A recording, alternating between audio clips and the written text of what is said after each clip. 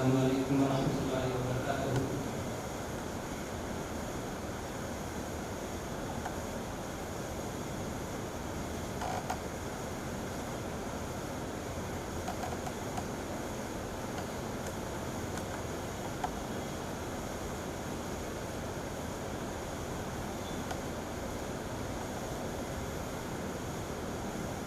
أشهد أن لا إله إلا الله وحده لا شريك له وأشهد أن محمدا عبده ورسوله أما بعد فأعوذ بالله من الشيطان الرجيم بسم الله الرحمن الرحيم إن الله وملائكته يصلون على النبي يا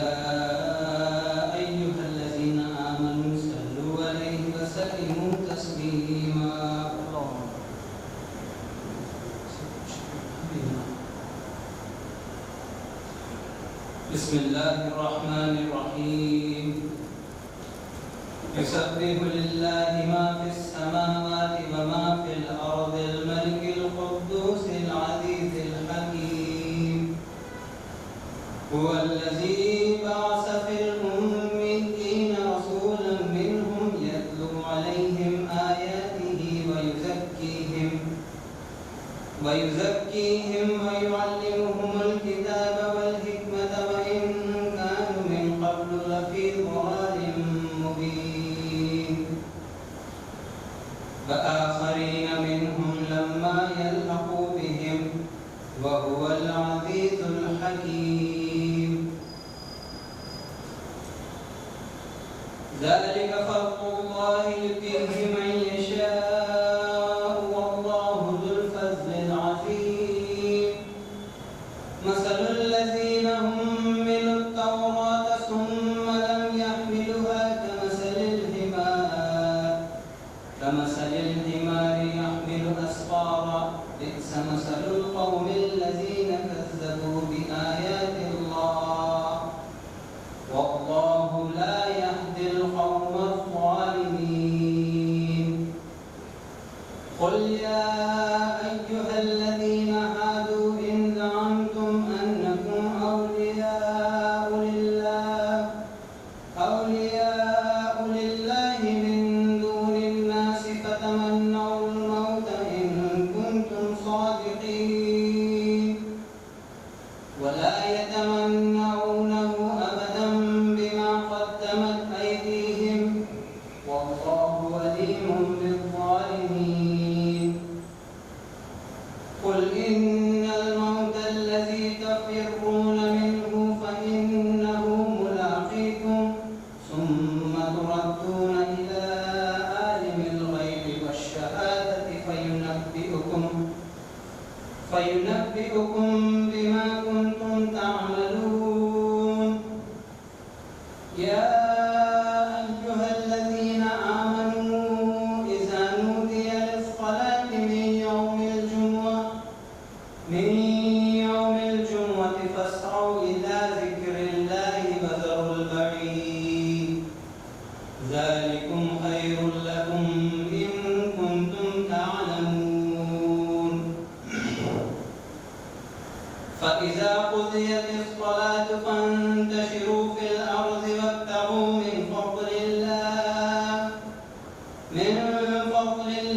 واذكروا الله كثيرا لعلكم تفلحون وإذا رأوا تجارة أو لهوا انفضوا إليها وتركوك قائما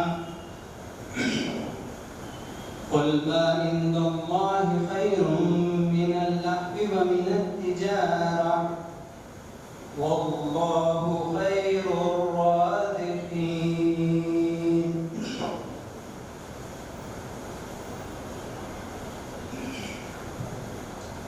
حضرات جو آیات میں آپ کے سامنے تلاوت فرمایا ہوں وہ سورہ جمعہ کی 11 آیتیں ہیں۔ یہ ایک مدنی سورت ہے۔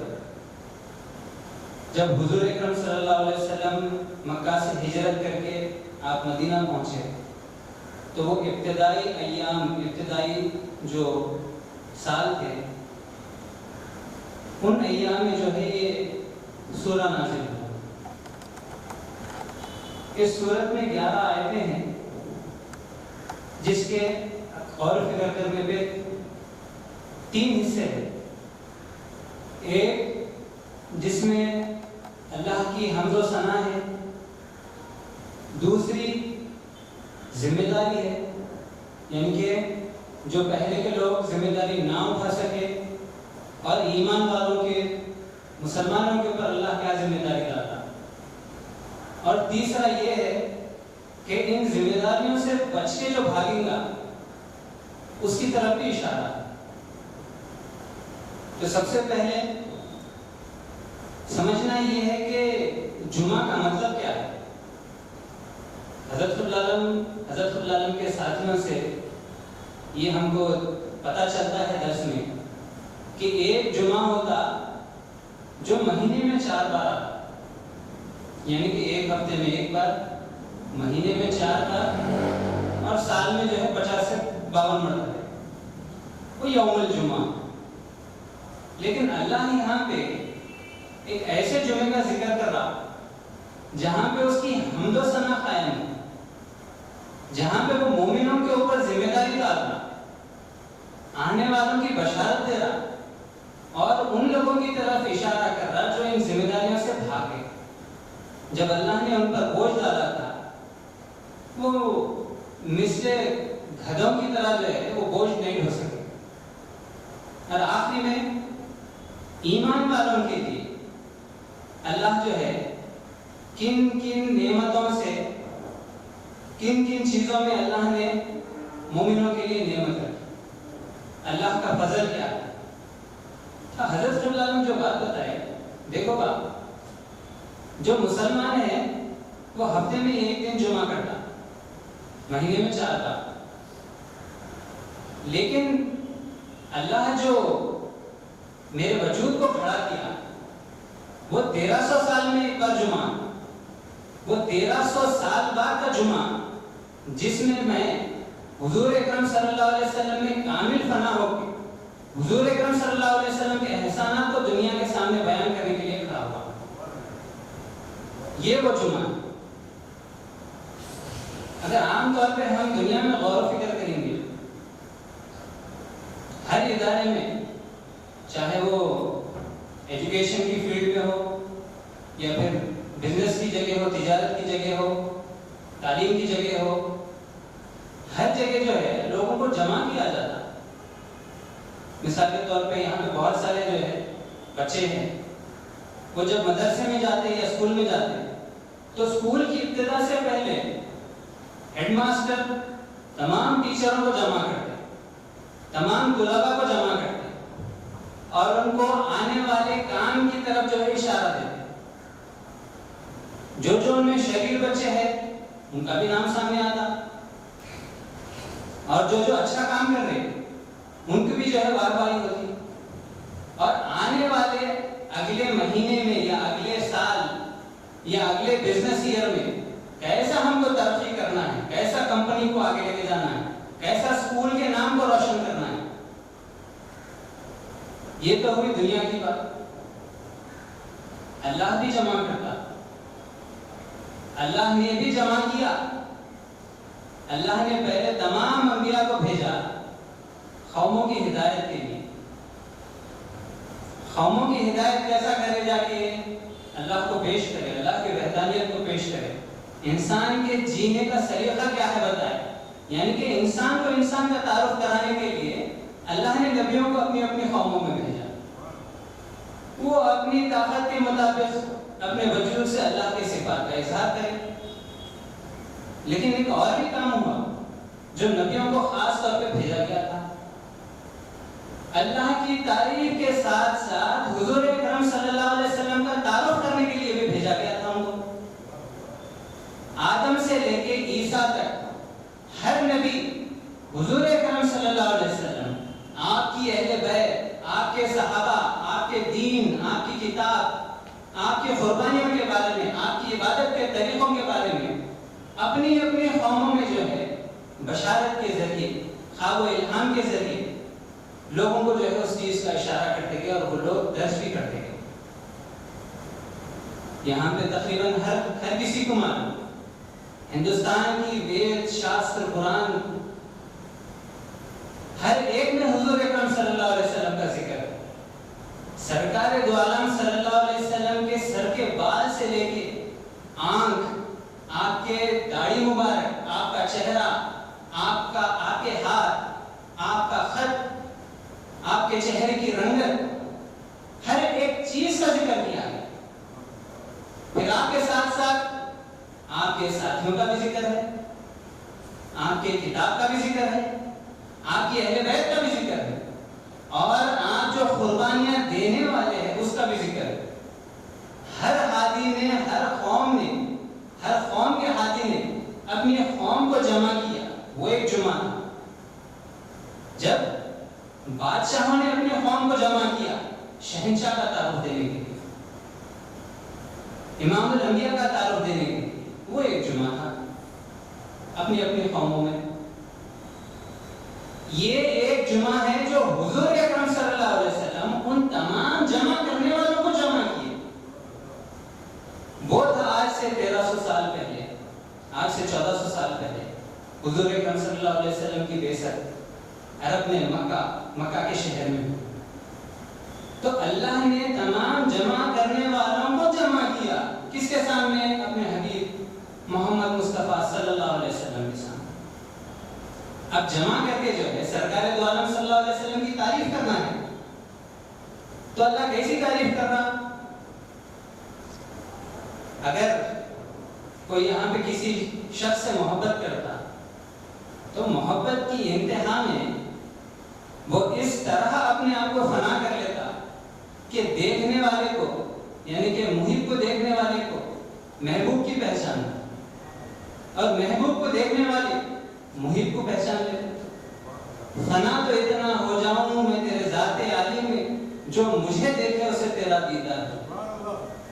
تو یہ تمام انبیاء شکل صحابہ حضور اکرم صلی اللہ علیہ وسلم کے سامنے جب جمع ہوئے تو سب سے پہلے حضور اکرم صلی اللہ علیہ وسلم کے اخلاق کا تعارف دیے. خود سرکار دو عالم صلی اللہ علیہ وسلم آپ اپنے لوگوں میں، اپنے خاندان کے لوگوں میں، اپنے قبیلے والے لوگوں میں آپ اپنے آپ کو پیش کریں. رسالت کا اعلان کرنے سے پہلے آپ اپنا کردار، اپنی پہچان، لوگ آپ کے بارے میں کیا رائے رکھتے ان کے منہ سے قبول والے.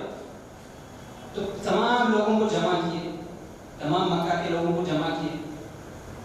جمع کرنے کے بعد وہاں پہ سوال کر رہے سرکار دو عالم صلی اللہ علیہ وسلم، اے مکہ کے لوگوں، اگر میں کہوں کہ پہاڑ کی دوسری طرف سے ایک فوج آئی جن کے ہاتھوں میں تلوار ہے اور عنقریب ہم پہ حملہ کرنے والے ہیں، تو آپ لوگ کیا کہیں گے؟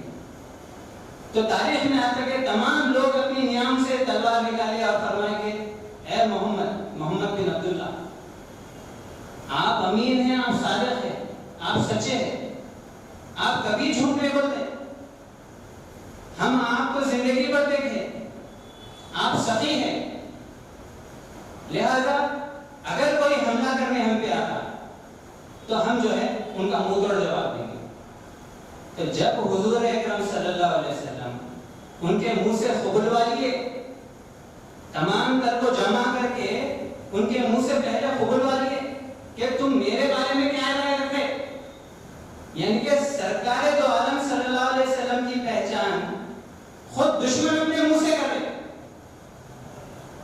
جب حضور اکرم صلی اللہ علیہ وسلم اپنی رسالت کا وہاں پہ اعلان کر رہے، اے مکہ کے لوگوں، میں تم میں ایک رسول بھیجا گیا ہوں اللہ کی طرف سے، لہذا اللہ کی طرف پلٹو، اللہ کی طرف آؤ، یہ بت پرستی چھوڑو، یہ خط و غارت چھوڑو اور ایک اللہ کی عبادت میں لگ جاؤ. وہ تمام لوگ جو اپنی زبان سے اقرار کرے حضور اکرم صلی اللہ علیہ وسلم کی صداقت کی امانت کی، وہ تمام کے تمام منہ پھیر کے چلے گئے. یہ بھی ایک جمع کرنا تھا، یہ بھی ایک جمع کرنا تھا حضور اکرم صلی اللہ علیہ وسلم.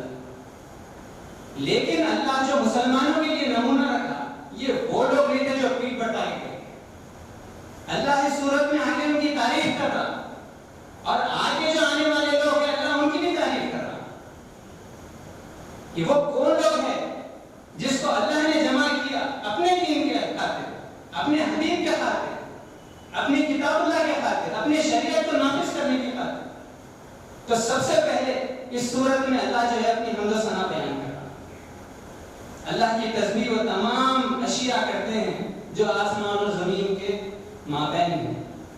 یسبح للہ ما فی السماوات و ما فی الارض الملک القدوس العزیز الحکیم، یہ اللہ کے نام ہے۔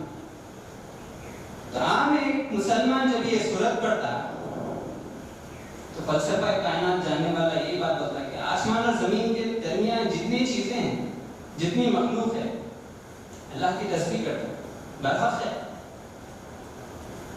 حق پہ ہے، ہر اشیاء اللہ کی تسبیح کر رہا۔ لیکن کیا اللہ کو اس تسبیح سے کچھ مراد ہے؟ کیا حضور اکرم صلی اللہ علیہ وسلم کے دین کو ان کی تسبیح سے کچھ فائدہ ہے؟ نہیں۔ تو یہ کون سی مخلوق ہے جو آسمان اور زمین کے درمیان ہے؟ یہاں پہ قوموں کے بارے میں اللہ بتا رہا، رجال و نساء، مرد اور عورت، آسمان اور زمین، ہر مرد ہر عورت جو حضور اکرم صلی اللہ علیہ وسلم کے اس کردار سے متاثر تھے کہ آپ سچے ہیں، صادق ہیں، ہمدرد ہیں، لوگوں کا درد جو ہے محسوس کرنے والے ہیں، سخی ہیں، ہر ایک کی زبان پہ حضور اکرم صلی اللہ علیہ وسلم کی تاریخ میں آتا جب عمار بن یاسر حضور اکرم صلی اللہ علیہ وسلم کی مجلس میں بیٹھنا شروع کرے اور اس بات کی خبر آپ کے والد کو لگ جاتی تو وہ گھبرا جاتے، ہم تو ان کی کفالت میں ہیں جو محمد کے دشمن ہیں، اگر ہمارا بیٹا اگر ان کی مجلس میں جا کے بیٹھیں گا وہ تمام مصیبت ہم پہ آ جائیں گی، کہیں وہ لوگ تم کو ختم نہ کر دیں۔ عمار بن یاسر، حضرت یاسر کا یہ خواب، اور ماں کی تو فطرت میں ہی ہے اپنی بچے کی جو ہے فکر کرنا، لیکن جب حضور اکرم صلی اللہ علیہ وسلم کی تعریف حضرت عمار اپنے والد حضرت یاسر اپنی والدہ حضرت سمیہ کے سامنے کرتے تو بے ساختہ ان کی زبان سے نکل جاتا، محمد سے زیادہ سچا جو ہے پورے مکہ میں کوئی نہیں، محمد سے زیادہ امانت دار پورے مکہ میں کوئی نہیں، محمد سے بڑا سخی آج تک ہم نے نہیں دیکھا، وہ پہلے دوسروں کو کھلاتا پھر بعد میں خود اپنا پیٹ بھرتا۔ ہم نے دیکھا محمد کو کہ جانوروں میں اگر گوشت زیادہ ڈال دے تو وہ روک دیتا، حتیٰ کہ ہم نے یہ دیکھا جو بوجھ جانوروں پہ ڈال دے وہ بوجھ اپنے کاندھے پہ لے کے جو ہے لوگوں کے گھر تک پہنچا، یعنی کہ جو جانوروں کا بھی اپنے اندر احساس رکھتا بے ساختہ ان کی زبان سے نکلا، یہ تو ایمان والے ہیں، لیکن جو حضور اکرم صلی اللہ علیہ وسلم کی مخالفت کرنے والے ہیں، کیا ان کی زبان پہ نہیں تھا حضور اکرم صلی اللہ علیہ وسلم کی تعریف؟ بالکل تھی، وہ جانتے تھے کہ محمد کتنے شجاع ہیں، کتنے طاقتور ہیں، کتنے بہادر ہیں، کتنے سچے ہیں، اس کے باوجود بھی آپ جو ہے نرم قلب والے ہیں، آپ اپنی زبان سے کبھی کسی کو تکلیف نہیں دیتے۔ تو یہاں پہ اللہ جو بات فرما رہا ہے یسبح للہ ما فی السماوات و ما فی الارض الملک القدوس العزیز الحکیم، حقیقت میں یہ اللہ کی پہچان حضور اکرم صلی اللہ علیہ وسلم کے اوصاف، حضور اکرم صلی اللہ علیہ وسلم کے کردار سے ہم کو پتہ چل رہا۔ آپ کے تولد ہونے سے لے کے فتح مکہ تک اور فتح مکہ سے لے کے آپ کے پردہ ہونے تک یہ تمام اوصاف آپ کو حضور اکرم صلی اللہ علیہ وسلم، آپ کی اہل بیت اور آپ کے صحابہ میں نظر آتے۔ تو حقیقت میں اللہ نے یہ کلام نازل ہی کیا حضور اکرم صلی اللہ علیہ وسلم کی شان کے لیے۔ پھر آگے اللہ فرما رہا هو الذی بعث فی الأمیین رسولا منهم یتلو علیہم آیاتہ ویزکیہم ویعلمہم الکتاب والحکمۃ وإن کانوا من قبل لفی ضلال مبین۔ اسی نے بھیجا ان میں سے ایک رسول والذی بعث فی الامیین رسولا منہم یتلو علیہم آیاتہ ویزکیہم ویعلمہم الکتاب والحکمۃ وإن کانوا من قبل لفی ضلال مبین۔ اللہ یہاں پہ لوگوں کو خرید لانے کی حکمت بتا رہا۔ جو لوگ ظلمت میں گھرے تھے، جو عرب قوم میں انسان کی قیمت جانور سے بدتر تھی، انسان کو خریدا جاتا تھا اور بیچا جاتا تھا، وہ گمراہی میں اللہ نے ایک رسول کو کھڑا کیا۔ پھر اس رسول نے کیا کیا؟ وَيُزَكِّيهِمْ وَيُعَلِّمُهُمُ الْكِتَابَ وَالْحِكْمَةَ، اس نے اللہ کی آیات کی تلاوت کی۔ تو اللہ کی آیات کی کیسی تلاوت کی کہ تمام صحابہ کو بٹھا کے قرآن کریم سناتے جاتے تھے۔ آج کل جو ہو رہا، قرآن دانی، قرآن پہ عمل کرنا دو مختلف چیزیں ہیں۔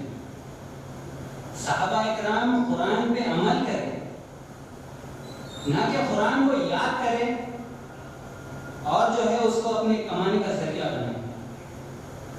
تو حضور اکرم صلی اللہ علیہ وسلم نے وہ کون سی آیتیں تھیں جو صحابہ کے سامنے تلاوت کی جس سے ان کا تزکیہ ہوا؟ ایسا کون سا تزکیہ کیا جس میں ان میں حکمت آئی؟ ایسی کون سی حکمت تھی جو وہ گمراہی میں تھے، وہ گمراہی سے ان کو دور کیا؟ حقیقت میں حضور اکرم صلی اللہ علیہ وسلم نے انہی کا تعارف ان سے کیا۔ وہی آیتیں تھے اللہ نے جن کو جمع کیا، وہی وسیلے انبیاء تھے جو صحابہ کی شکل میں جمع ہوئے۔ اللہ نے صرف ان کو اپنا آئینہ دکھایا، اس آئینے میں صحابہ نے اپنے نور کو دیکھا۔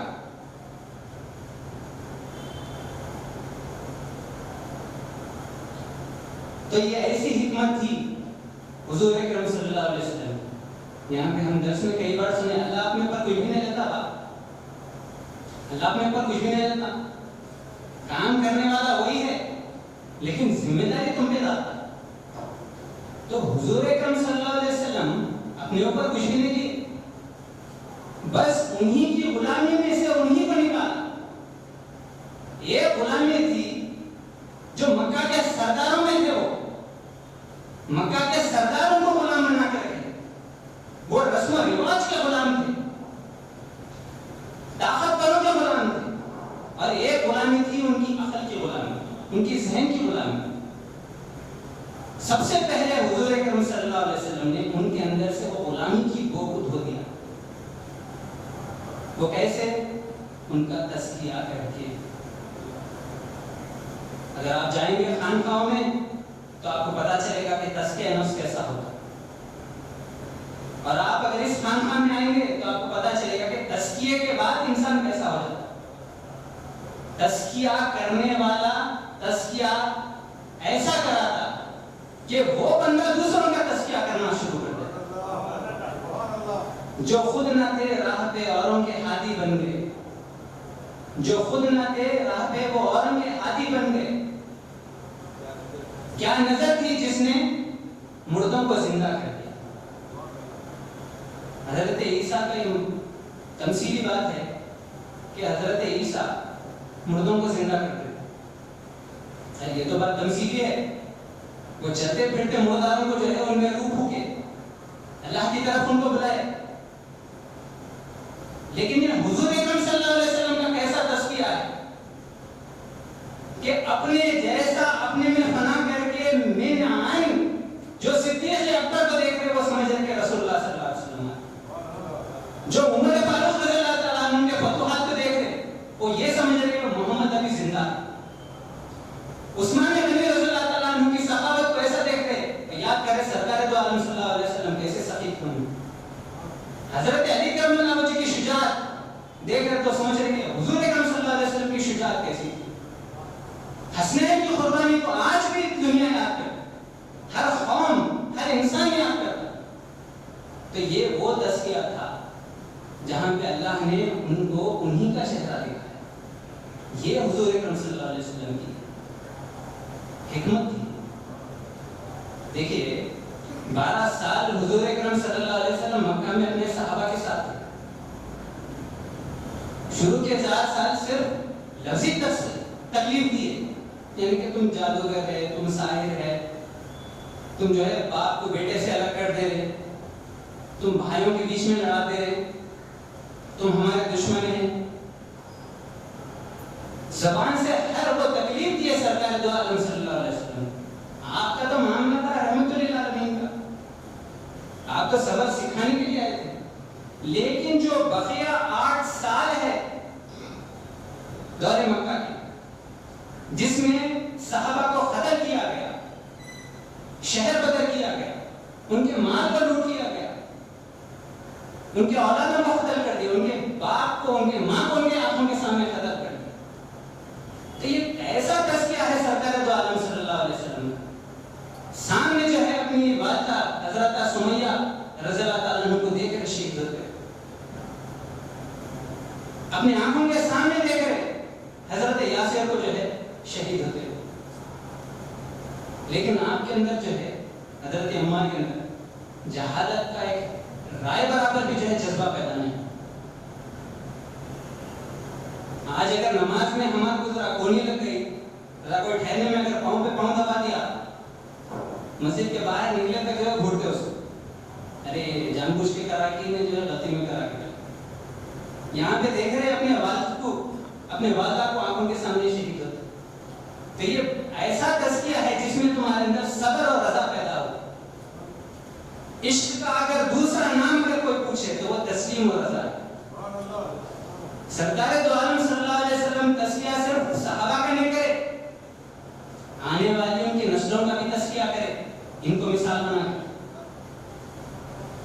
آج ہم اگر حضرت عمار کو یاد کر رہے، حضرت بلال کے قربانیوں کو دیکھ رہے، حضرت مصعب رضی اللہ تعالیٰ عنہ کو یاد کر رہے، یا پھر وہ تمام شہداء جو بدر اور احد خندق میں جو حضور اکرم صلی اللہ علیہ وسلم کے دین کی خاطر جو ہے اپنی جان دی، آج ہم ان کو کیوں یاد کریں؟ کیونکہ وہ حضور اکرم صلی اللہ علیہ وسلم میں ایسا فنا ہوئے کہ ان میں اور سرکار میں کوئی فرق نہیں رہا. فنا تو رسول کے مقام میں پہنچ گئے. یہ وہی حکمت ہے جو غلام کو بادشاہ بنا دیتی. کہاں وہ لوگ جن کے اندر سے اونٹ کی اور بکریوں کے چرانے کی بو آتی تھی، اور وہ جا کے جو ہے خیسر و خسرا کے محلوں میں چیلنج کر رہے، یا تو تم محمد رسول اللہ صلی اللہ علیہ وسلم کو نبی مانو، یا پھر جزیہ دو، یا پھر آ جاؤ میدان میں. جو زندگی میں کبھی تلوار نہیں پکڑے، اونٹ کو ہانکنے کے لیے چھڑی کا استعمال کرتے. عمر فاروق رضی اللہ تعالیٰ عنہ فرما رہے، حضور اکرم صلی اللہ علیہ وسلم کا ایک ایسا احسان ہے، میں ایک اونٹ چرانے والے کا بیٹا، اور اللہ نے مجھے جو ہے سرکار دو عالم صلی اللہ علیہ وسلم کے خدموں میں لا کے یوں ڈالا کہ میں آج مسلمانوں کا خلیفہ بن گیا. یہ ہے وہ حکمت، یہ ہے وہ تزکیہ. حضرت صلی اللہ علیہ وسلم کیا فرما رہے، جن ہاتھوں نے اللہ کی راہ میں چند مٹھی بھر کھجور ایثار کیے، اللہ نے انہی ہاتھوں سے خیسر و خسرا کے تختے پلٹ دیے. تو یہ ہے وہ حکمت، یہ ہے وہ تزکیہ، یہ ہے وہ آیتیں جو حضور اکرم صلی اللہ علیہ وسلم اپنی صحبت میں رکھ کے صحابہ کا تزکیہ کرتے.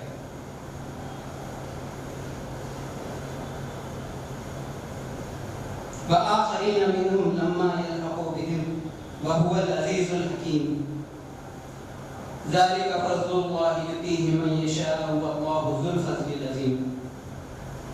اب یہاں پہ تعارف ہو رہا، کس کا تعارف ہو رہا؟ آخرین، جماعت آخرین کا تعارف ہو رہا، یعنی کہ صحابہ کا ہی ذکر ہو رہا. وہی طاقتیں ہیں جو آتے سرکار دو عالم صلی اللہ علیہ وسلم کا کام کرتے اور پھر جہاں پہ کام کرنا ہے پہنچ جاتے. اللہ یہاں پہ کیا فرما رہا؟ وآخرین منہم لما یلحقوا بہم وہو العزیز الحکیم. ہم یہاں پہ جو ہے درس قرآن میں سنے سید ایوب شاہ صاحب سے، جو مولانا صاحب سے جو ہے اس کی تشریح تفسیر بڑی جو ہے احسن انداز میں بیان کرتے تھے.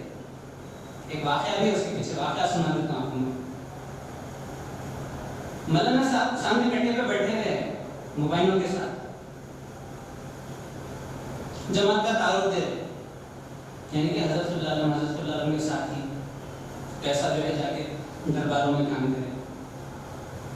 وہ درس دیتے دیتے آپ فرمائیے اللہ کی جماعت ہے جس کا جو ہے وعدہ اللہ نے خود کیا ہے کہ کوئی اور جماعت نہیں ہے, اللہ کی ہی جماعت ہے جس کا انتظار ہے, تمام دنیا کو انتظار ہے.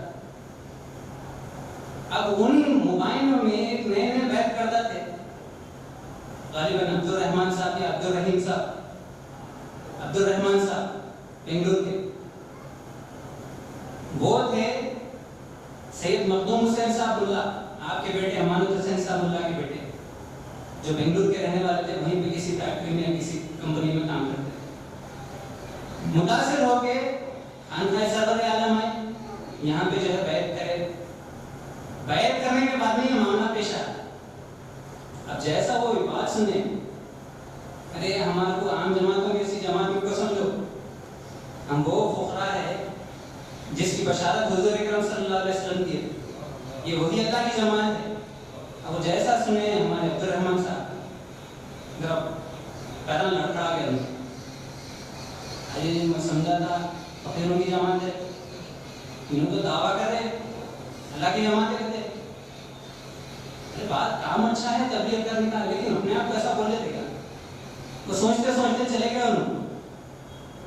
اب عبد الرحمن صاحب ہے قرآن پڑھنے والے, قرآن جاننے والے, قرآن دانی کرنے والے, اللہ کو کیسا فضل کرتا, کیسا بچاتا.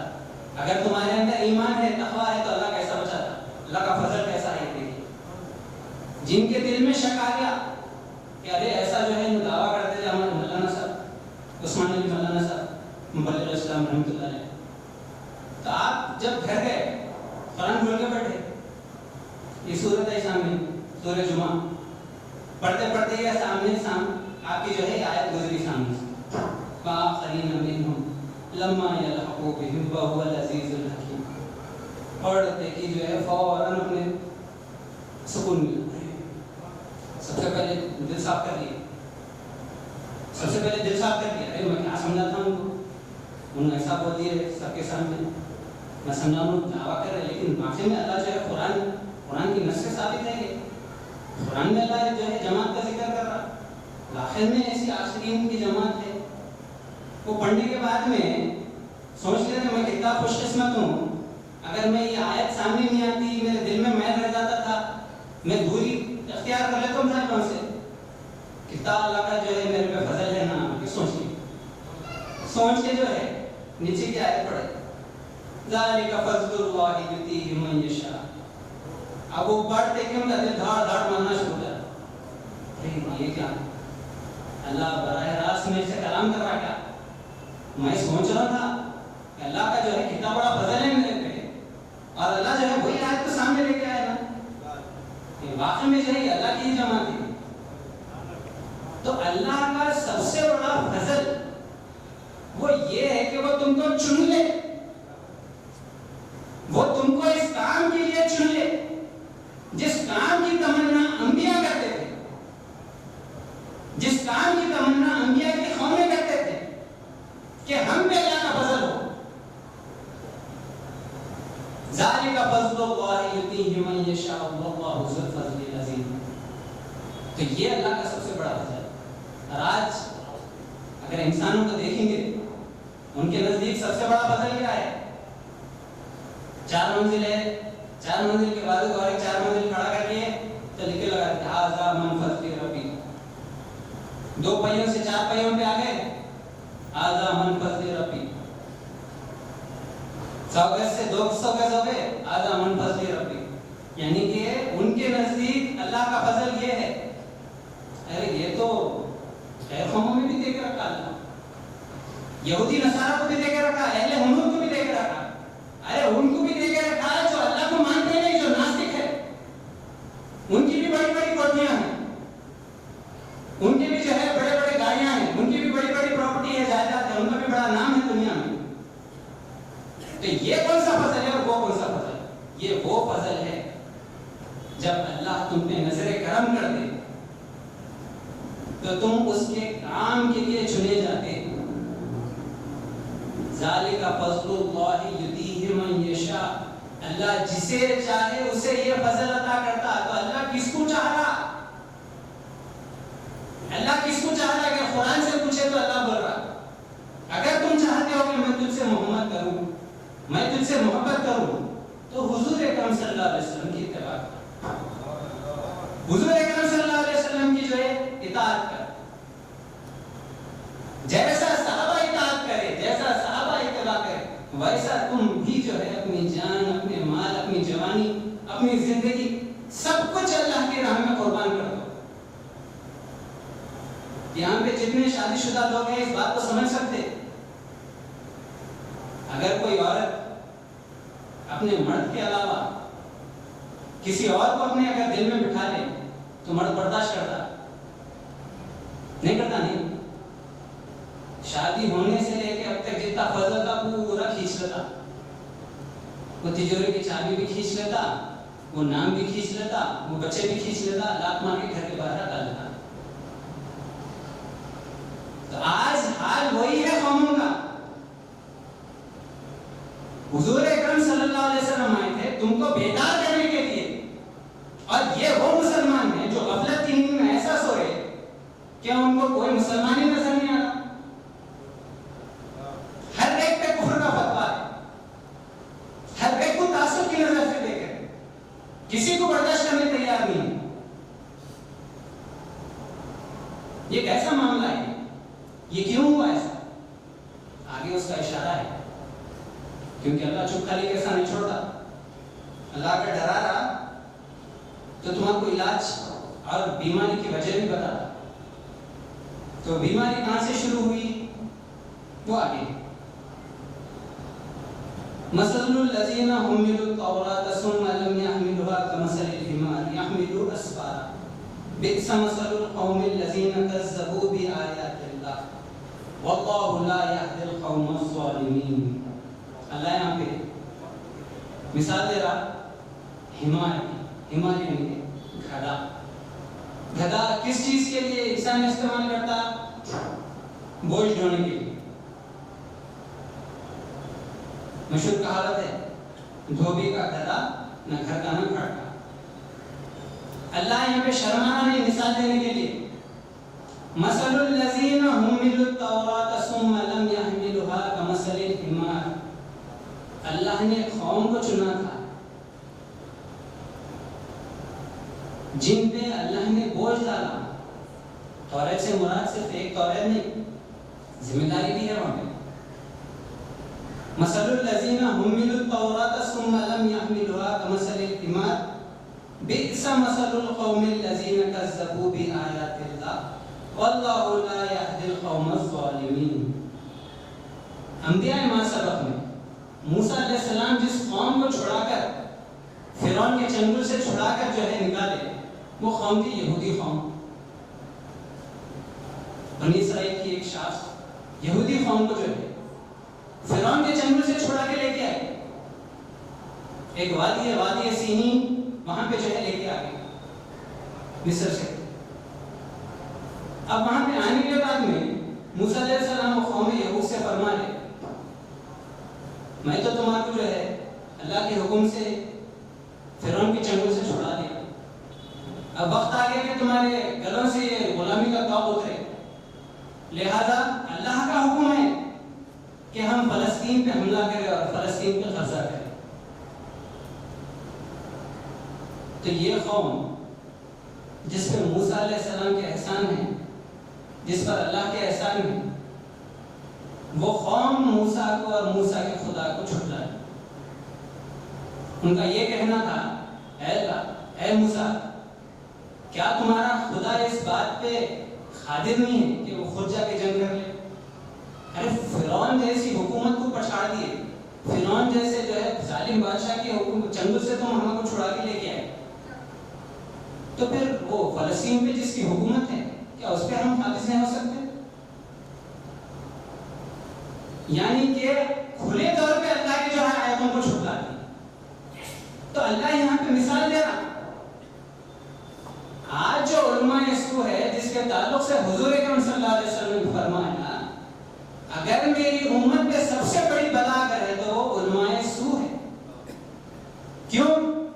سب سے پہلا کام ان کا کیا ہے؟ اللہ والوں پہ کفر کا فتویٰ لگانا، لوگوں کو اللہ والوں کے مخالفت میں کھڑا کرنا. جب حضور اکرم صلی اللہ علیہ وسلم اپنی رسالت کا اعلان کریں تو سب سے پہلے حضور اکرم صلی اللہ علیہ وسلم کو جھٹلانے والے کون تھے؟ کون تھے؟ خود آپ کے خاندان کے لوگ، خود وہی لوگ جو جانتے تھے حضور اکرم صلی اللہ علیہ وسلم کا کردار کیا ہے، وہی لوگ جو جانتے تھے کہ ایک آخری نبی آنے والا ہے اور وہ کہاں آئے گا؟ مکہ شہر میں آئے گا، ہجرت کر کے کہاں جائے گا؟ مدینے جائے گا. سب معلوم ہے یہودیوں کو، لیکن جھٹلانے میں سب سے پہلے وہی لوگ.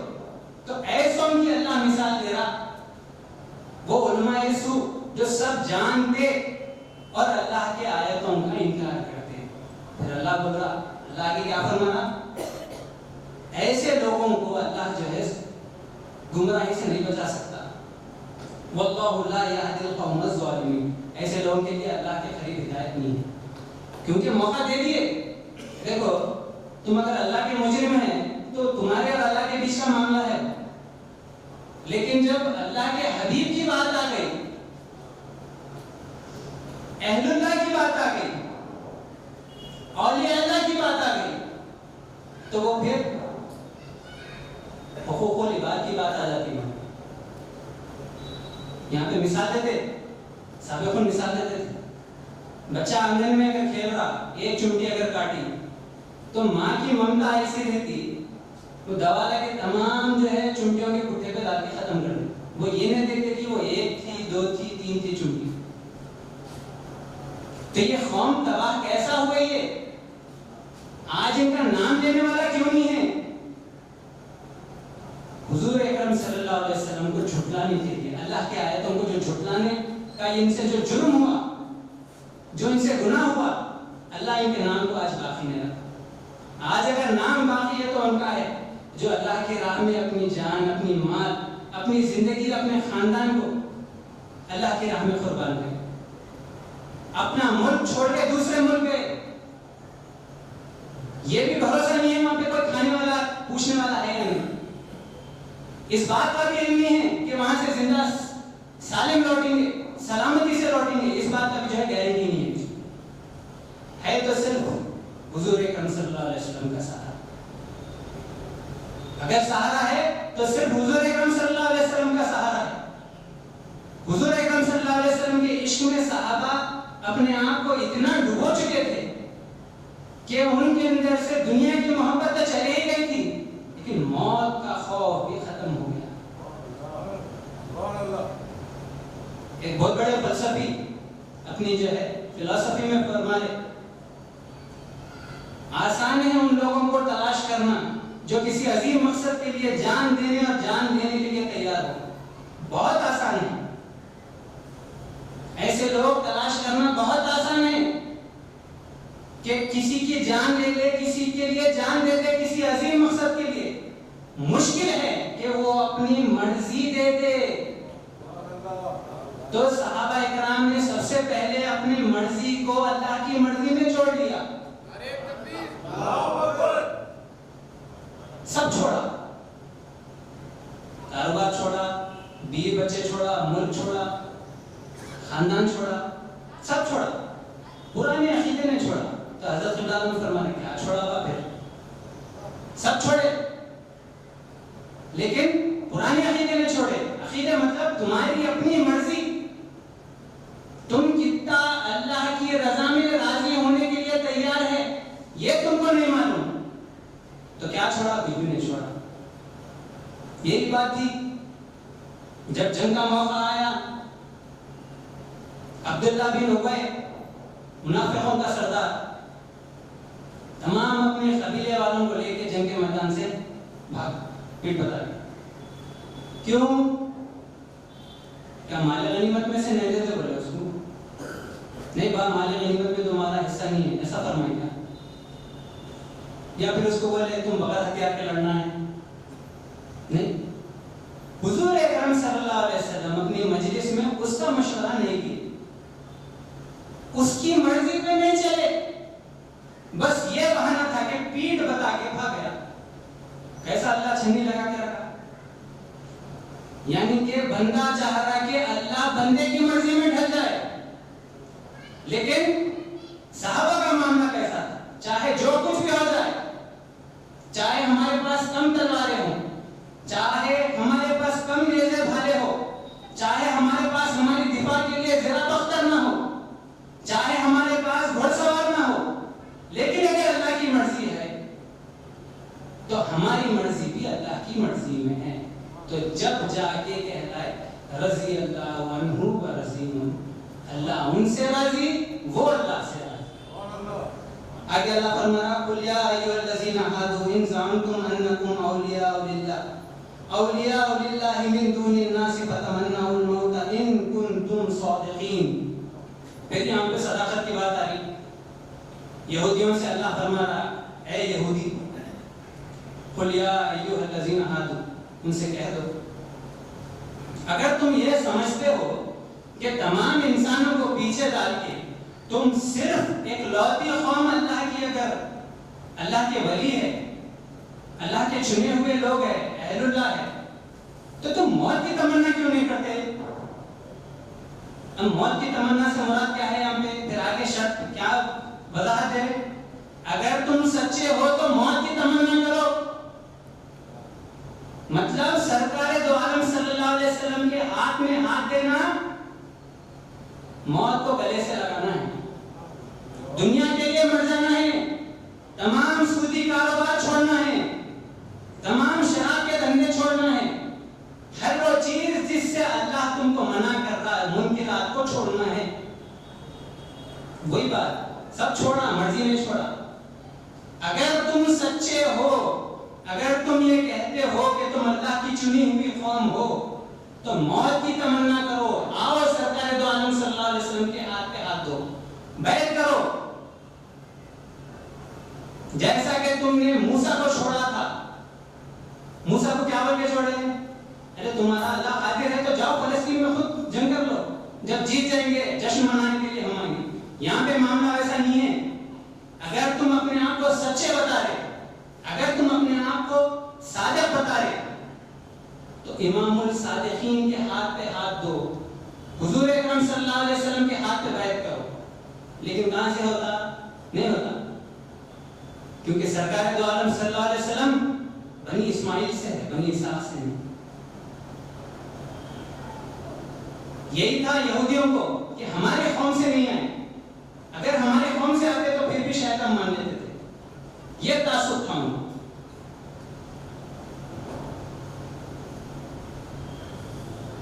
آگے اللہ فرما رہا اچھا اللہ جانتا کہ یہ لوگ تمنا نہیں کرنے والے ہیں، کیوں نہیں کرنے والے ہیں؟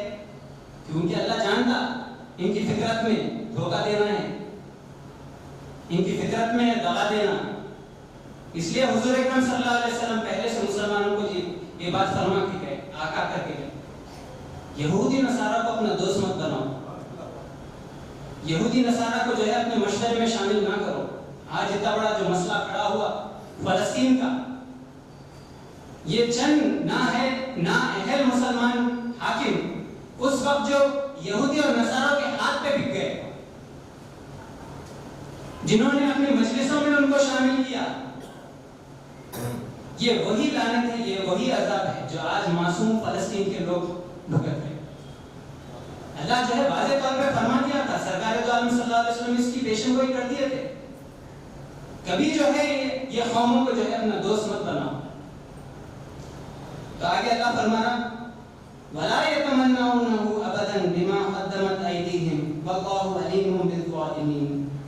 یہ وہی ظالم لوگ ہیں جنہوں نے موسیٰ کو چھوڑا، بنی اسحاق کے، ہاں حضرت اسحاق بنی اسرائیل کے یہ وہ شاخ ہے، ایک واحد ایسی شاخ ہے جس کے تعلق سے حدیث آتی ہے یہ قوم 40,000 انبیاء کا قتل کرنے والے ہیں، 40,000 انبیاء کو جو قتل تو سوچو کتنی نے محنت ہوئی ان کے پیچھے، کتنا نہیں سر کھپائے، کتنی نہیں جدوجہد کرے، لیکن آج کیا معاملہ ہے؟ آج آپ سب جانتے ہیں.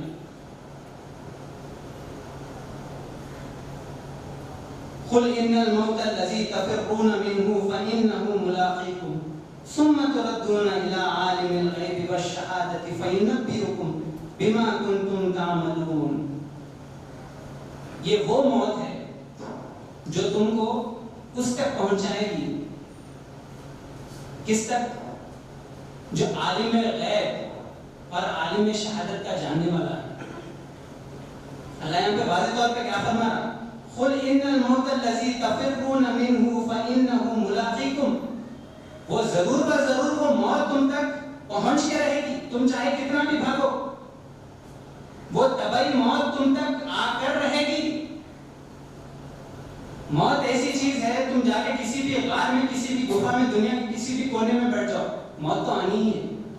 پھر تم کو اپنے رب کی طرف رجوع ہونا ہی ہے، جو تمہارے ظاہر اور تمہارے باطن کو جاننے والا ہے، تمہارے اعمال اور اعمال کے پیچھے نیتوں سے جو واقف ہے.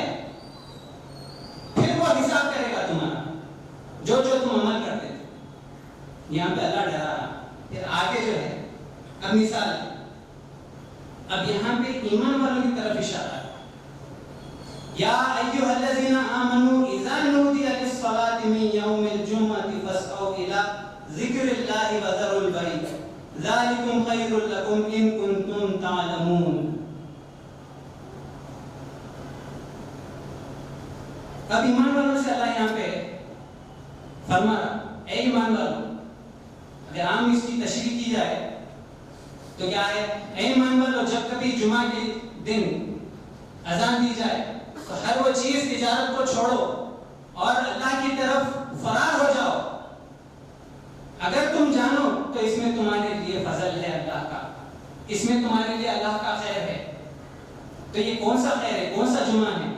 یہ وہ جمعہ ہے جہاں پہ حضور اکرم صلی اللہ علیہ وسلم نے تمام صحابہ کو جمع کیا. ندا دینے والے نے جب ندا دی تو تمام مسیح انبیاء اپنے گھروں کو، اپنے تجارتوں کو، اپنے باغات کو، اپنے کام کاروبار، اپنے لغویات کو چھوڑ کے اللہ کی راہ میں فرار ہو گئے. تو یہ اس جمعہ کے بارے میں ہے، نہ کہ یہ آج اگر آپ چلے جائیے ساؤتھ میں، کیرلا میں، یا پھر آپ عرب چلے جائیے، وہاں پہ اصول کیا ہے؟ جب کبھی اذان ہوتی، بنا اپنے دکانوں کو تالا ڈالے تمام تاجر، تمام کام کرنے والے نماز کی طرف چلے جاتے ہیں. لیکن یہ کون سی نماز ہے جس کے بارے میں اللہ فرما رہا اس میں تمہارے لیے خیر کثیر ہے، اس میں اللہ کا فضل ہے؟ ارے 1300 سال سے مسلمان نماز پڑھ رہا، ہم 10 سال اگر کسی کمپنی میں کام کریں، وہی پوزیشن پہ ہے، تو دوست آگے بولتا ہے کہ ارے بھائی 10 سال سے نوکری کر رہا، کچھ بھی تیری پروموشن ہوئی نہیں ہوگی. تو یہ کون سی نماز ہے جس میں اللہ فرما رہا ہے کہ تمہارے لیے جو ہے فتح ہے، تمہارے لیے کامیابی ہے، تمہارے لیے فضل ہے؟ یہ وہ ہفتے میں ایک دن آنے والا جمعہ نہیں، یہ وہ جمعہ ہے جس میں زمانے کا امام ٹھہرتا اور ندا لگاتا تبلیغ کے لیے، ہجرت کے لیے، غزوات کے لیے، جہاد کے لیے، کہ آؤ اپنی جان اور اپنے مال کو میرے ہاتھ پہ بیچو اور بدلے میں جنت لے کے جاؤ. اور ایمان والوں کے لیے جنت کیا ہے؟ قرب ربانی سے حاصل ہوتی ہے. قرب ربانی، اللہ کا قرب حاصل کرنا ہی ایمان والوں کے لیے جنت ہے.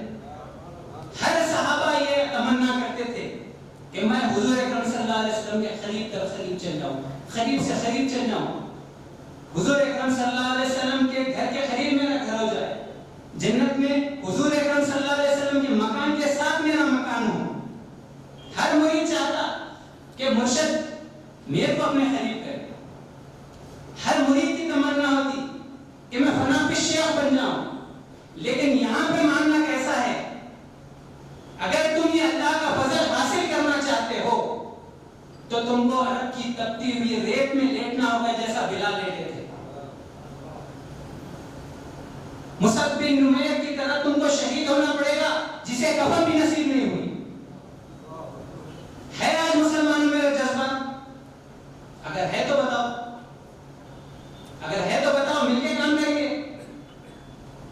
کرنی ہے تو آئیے اس خانقاہ میں، یہاں پہ آ کے بیٹھیے، دیکھیے اس خانقاہ میں فقیر اپنی زندگی کیسا اللہ کی راہ میں جو ہے فنا کر دیتا، اپنی جان، اپنی مال، اپنی جوانی، ہر وہ چیز اللہ کی راہ میں قربان کی کر کے اللہ کا قرب کیسا حاصل کرتا۔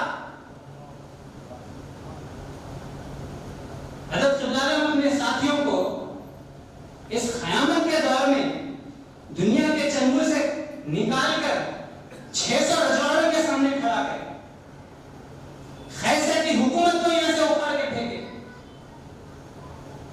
یہ کس کا کمال تھا؟ یہ صرف اور صرف قرآن کریم مجسم قرآن کا کمال ہے۔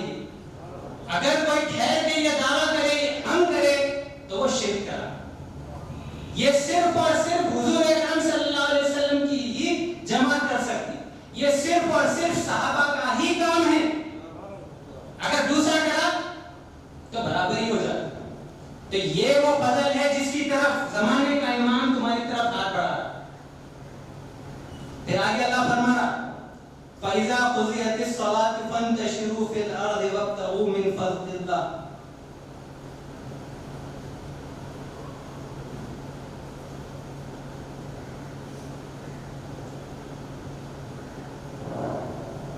فَإِذَا قُضِيَتِ الصَّلَاةُ فَانتَشِرُوا فِي الْأَرْضِ وَابْتَغُوا مِنْ فَضْلِ اللَّهِ وَاذْكُرُوا اللَّهَ كَثِيرًا لَعَلَّكُمْ تُفْلِحُونَ۔ اللہ کا ذکر ہی تمہارے لیے فلاح ہے۔ تو اللہ کا ذکر کیسا کرے صحابہ؟ اللہ کا ذکر صحابہ کس طریقے سے کرے وہ صحابہ کی زندگی سے ہم کو ملتا۔ قیصر و کسریٰ کے بادشاہوں کے سامنے ٹھہر کے ان کو چیلنج کر رہے، ان کی آنکھ میں آنکھ ڈال کے ان کے مستقبل کے بارے میں ان کو بتا رہے۔ جب ایران سے جو ہے سفیر آیا حضور اکرم صلی اللہ علیہ وسلم کو گرفتار کرنے کے لیے، تو حضور اکرم صلی اللہ علیہ وسلم وہاں پہ اس کو بتائے تمہارا جو بادشاہ تم کو یہ فرمان دے کے بھیجا وہ قتل ہو گیا۔ کیوں قتل ہوا؟ کس سبب قتل ہوا؟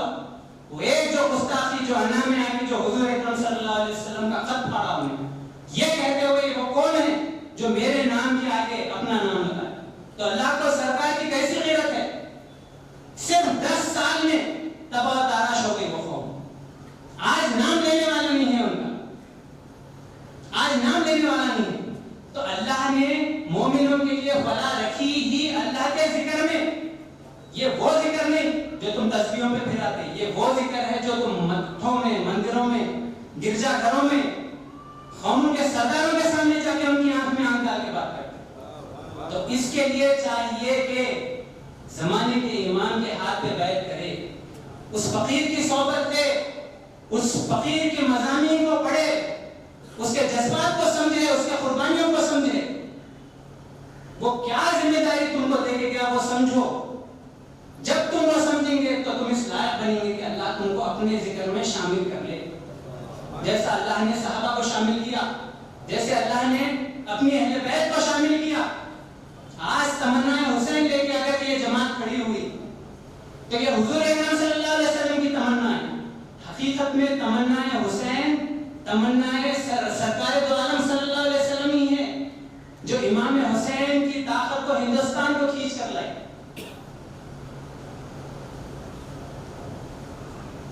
ابھی آخری آیت ہے، ذرا خطرناک آیت ہے یہ۔ خطرناک سے مراد یہ آیت میں جو ہے اللہ ڈرا رہا۔ کن کو ڈرا رہا؟ یہودیوں کو نہیں، عیسائیوں کو بھی نہیں، ناستکوں کو بھی نہیں، اوپر جن کا ذکر کرے، جن مسلمانوں کا ذکر کرے، انہیں کو اللہ ڈرا رہا ہے۔ وَإِذَا رَأَوْا تِجَارَةً أَوْ لَهْوًا انفَضُّوا إِلَيْهَا وَتَرَكُوكَ قَائِمًا قُلْ مَا عِندَ اللَّهِ خَيْرٌ مِّنَ اللَّهْوِ وَمِنَ التِّجَارَةِ وَاللَّهُ خَيْرُ الرَّازِقِينَ۔ تمام قربانیاں جو صحابہ کرام دیے، آج ہم اس کا میوہ کھا رہے، آج ہم اس کا میوہ کھا رہے۔ آج جو بڑے بڑے مسجدیں، بڑے بڑے جو مدرسے بنے ہیں، یہ کس کا احسان ہے؟ یہ سرکار دو عالم صلی اللہ علیہ وسلم اور آپ کے صحابہ کا ہی احسان ہے، یہ آپ کے اہل بیت کی یہ قربانیوں کا احسان ہے۔ تو یہ وہ مسلمان ہیں جو ایک وقت آنے پہ سرکار دو عالم صلی اللہ علیہ وسلم کو چھوڑ دینے اس کا بھی حضور اکرم صلی اللہ علیہ وسلم ذکر کرے اپنی حدیث میں. مجھے اس بات کا خدشہ، اس بات کا ڈر نہیں کہ میرے بعد تم شرک میں ملوث ہو جاؤ، بلکہ مجھے اس بات کا ڈر ہے کہ تم میں دنیا کی محبت آ جائے اور تم موت سے جو ہے کراہیت کرنے لگو. اللہ اسی کا ذکر کر رہا ہے یہاں پہ. جب انہوں نے دیکھا لغویات کی طرف، جب انہوں نے دیکھا مال و متاع کی طرف، تجارت کی طرف، تب انہوں نے آپ کو چھوڑ دیا. کہہ دیجئے ان سے کہ اللہ نے مجھے اس سے بڑا ایک خیر دے کے رکھا ہے. وَإِذَا رَأَوْا تِجَارَةً أَوْ لَهْوًا انفَضُّوا إِلَيْهَا وَتَرَكُوكَ قَائِمًا قُلْ مَا عِندَ اللَّهِ خَيْرٌ مِنَ اللَّهْوِ وَمِنَ التِّجَارَةِ. تمہارے ان لغویات، ان تجارت، یہ دھندے، یہ بینک بیلنس، یہ پراپرٹی، یہ عیش و عشرت کی زندگی سے ایک بڑی چیز اللہ نے مجھے دی. ایک ہے قرآن کتاب اللہ، اور ایک ہے مجسم قرآن میری عطرت، میری اہل بیت، جو حضور اکرم صلی اللہ علیہ وسلم کو کبھی چھوڑ کے جانے والی نہیں. یہ ہے وہ رزق جس کے بارے میں حضور اکرم صلی اللہ علیہ وسلم فرمائے میرے بعد میری اولاد سے ایک مرد کھڑا ہوگا، میری آل سے ایک مرد کھڑا ہوگا، دنیا میں میرے احسانات کو بیان کرے گا. جب دنیا بھول جائے گی میرے احسانات کو، وہ میری صورت لے کے کھڑا ہوگا. نعرہ تکبیر، اللہ اکبر. تو جب یہ مجسم قرآن کھڑا ہوا تو ایسا کیا ہو گیا کہ یہ وہ مسلمان چھوڑ دیے جن مسلمانوں کی تاریخ 600 سال 800 سال ہندوستان پہ حکومت کری، اندلس سے کشمیر کے وادیوں تک جس کی حکومت تھی، ایسی کون سی محبت آ گئی ان کے اندر؟ یہ محبت ہے دنیا کی جو تم کو موت سے دور لے کے جاتی. کون سی موت؟ طبعی موت نہیں. موت انت قبل الموت، موت انت قبل الموت. موت آنے سے پہلے جو مرنا ہے اس سے تم کو یہ دور لے کے جاتی ہے دنیا کی محبت. بس اتنا کہتے ہوئے میں اپنی جگہ لیتا ہوں. بارک اللہ لنا ولکم فی القرآن العظیم ونفعنا ایاکم بآیاتی وذکر الحکیم انہ تعالی جواد کریم حلیم ملیک رؤوف رب الرحیم.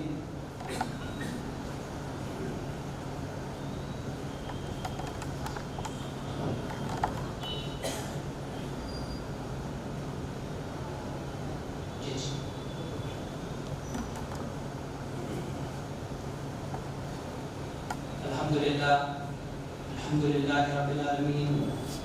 بسم الله الرحمن الرحيم. الحمد لله رب العالمين الرحمن الرحيم مالك يوم الدين. إياك نعبد وإياك نستعين. اهدنا الصراط المستقيم صراط الذين أنعمت عليهم غير المغضوب عليهم ولا الضالين. آمين. یہ سورہ فاتحہ ہے.